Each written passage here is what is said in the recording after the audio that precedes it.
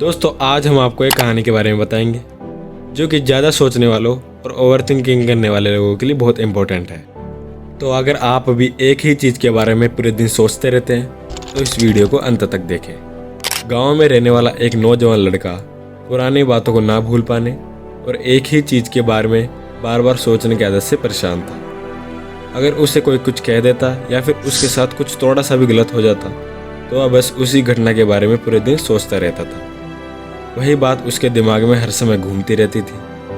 फिर या तो वह अपने साथ हुई किसी बुरी घटना के लिए अपनी किस्मत और भगवान को कोसते रहना हो या फिर उसके मन में उस इंसान से बदला लेने के ख्याली पुलाव बनाते रहना हो जिसने उसे कुछ कह दिया था या उसके साथ कुछ गलत किया था।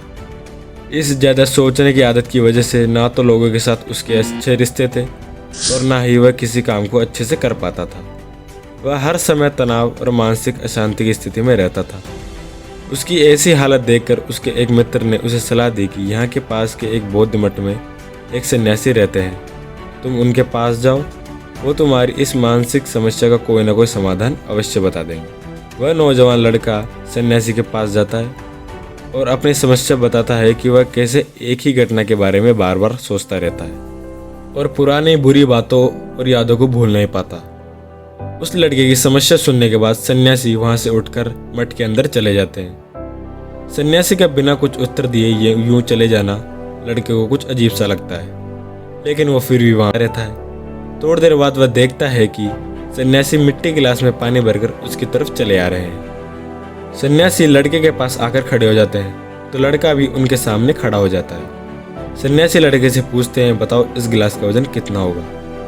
मैं एकदम सटीक तो नहीं बता सकता, लेकिन इस गिलास का वजन बहुत ही कम है। सन्यासी ने गंभीर होकर कहा, मेरा प्रश्न यह है कि अगर मैं इस गिलास को थोड़ी देर तक ऐसे ही पकड़कर खड़ा रहूं तो क्या होगा? लड़के ने कहा, कुछ भी नहीं होगा। सन्यासी ने फिर पूछा, अगर मैं इस गिलास को इसी तरह 1 घंटे तक पकड़कर खड़ा रहूं तो क्या होगा? आपके हाथ में दर्द होना शुरू हो जाएगा, लड़के ने कहा। सन्यासी ने फिर प्रश्न किया, अगर मैं इस गिलास को ठीक इसी तरह पूरे दिन पकड़कर खड़ा रहूं तब क्या होगा? आपके हाथ में बहुत ही भयंकर दर्द होना शुरू हो जाएगा।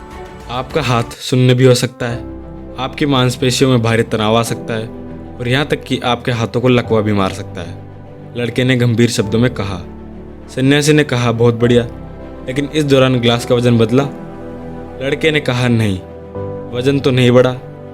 तब भला हाथ में दर्द और मांसपेशियों में तनाव क्यों आया? सन्यासी ने पूछा। बहुत समय तक गिलास को पकड़े रहने के कारण, लड़के ने जवाब दिया। सन्यासी ने फिर प्रश्न किया, अब इस दर्द से छुटकारा पाने के लिए मैं क्या करूं? गिलास को नीचे रख दीजिए, लड़के ने कहा। सन्यासी ने कहा, बिल्कुल सही, और जीवन की परेशानियां भी कुछ इसी तरह होती है।